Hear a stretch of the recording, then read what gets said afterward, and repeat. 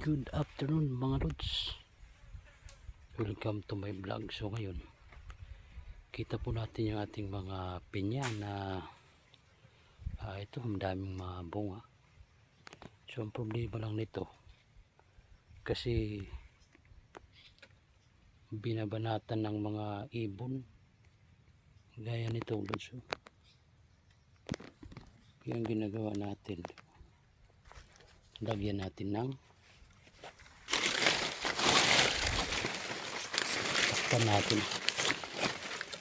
tatakpan natin yung kanyang bunga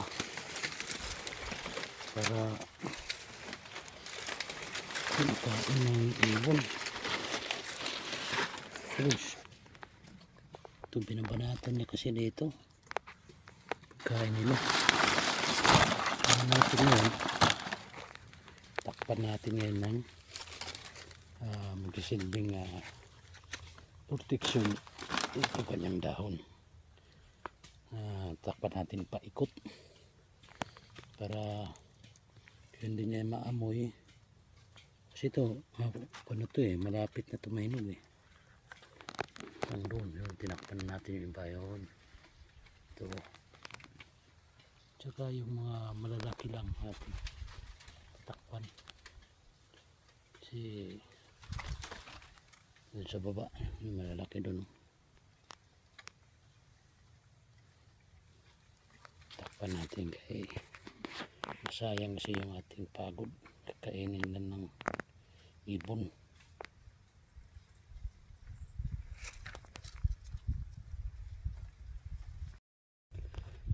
Yes lods, ito nga pinaglalagyan na natin ng dahon ng saging yung bawat isa na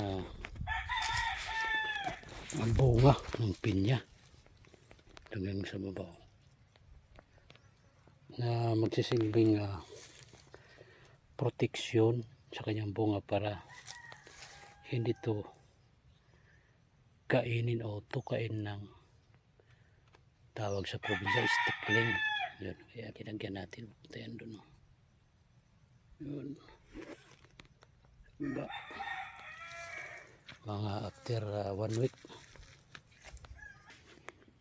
Okay guys, hanggang dito na lang yung ating vlog about sa ating munting farm, yung ating mga pinya. So okay, linagyan na natin ng mga covered o mga protection para dun sa mga ibon, yung tinatawag sabi nito tickling, yung talaga kasi ang tumitira nitong mga bunga niya.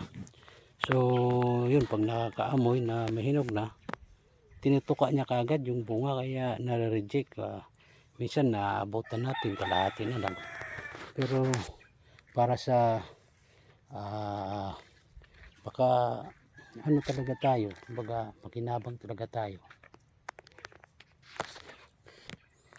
makinabang talaga tayo ng husto. Ito kasi nagsisilbing protection to mga guys, itong dahon nating ilinagay para hindi makita at kung tumuka man siya dyan hindi kasi ang tickling kasi tinutuka niya talaga yung walang harang. Baga inaamoy niya muna pag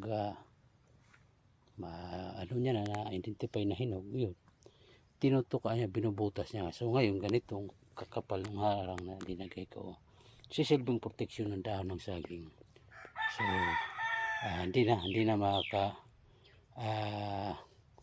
tuka nung bunga. So ito yung ibang na linagyan natin, siguro mabilang lang tayo ng mga 2 weeks, so baka hinog na hanggang dun sa baba. So na para lang na talagang mayroong talaga tayong ma-harvest, hindi lahat mapupunta sa ibon o tickling.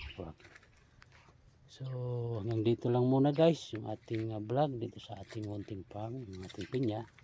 Mga tinanim ko to mga 2000 baka mali, mga 22 siguro, October, buwan ng October. So ito na yung naging resulta ng ating tinanim. Sabi nga, pag mayroon tayong itanim, mayroon talaga tayong aasahan na aanihin. Yun lang naman ang buhay. Kailangan lang maging masipag. Ganoon naman talaga dito guys sa probinsya. Kailangan lang dito masipag sa lawak kasi ng lupa dito. Kahit saan kang pwede ka tumanim. Kahit hindi lupa mo, basta bakante. Paalam pa lang doon sa may-ari. Pwede ka na payagan magtanim kaysa naman mga kugon lang, mga ganyan. Mga kugon lang na ayan yung mga kugon, walang silbi, di ba? At sa taniman niya na kung ano-ano, kulay o pinya, saging, mayroon tayong makukuha na production pagdating ng araw. So yan lang naman. Probinsya talaga mahirap yung pera, pero yung nasasabi ko, once na masipag tayo, hindi na lang natin isipin yung sabi nga, yung hirap, yung bigat sa farmers, yung pagod, no? Kasi ganoon talaga. Kita mo naman ito, example sa aking mga pananim, ito may bunga na, so makakakain na tayo dun sa ating itinanim sa loob ng mahigit isang taon. Pero ito naman guys, sasabi ko, once na nakatanim na tayo ng pinya, lifetime na ho yan, hindi na po tayo magtatanim ulit, lifetime na po yan, magbibigay ng bunga sa atin. Ang need lang kasi nito, siyempre yung kanyang puno malinis, walang damo, tapos kunting abono. Every year mga ganitong buwan din ng May, April, ganyan, nagbubunga siya. So lifetime na ho yan, wala na pong sabihin po pa na magtatanim ka pa ulit. Isang basic lang po tayo magtatanim habang buhay po tayo mag-aani. So yun lang po, maraming salamat sa pag-antabay sa aking tinanim na pinya. Naway may nakuha tayong inspirasyon dito. So yun lang, maraming salamat and God bless you.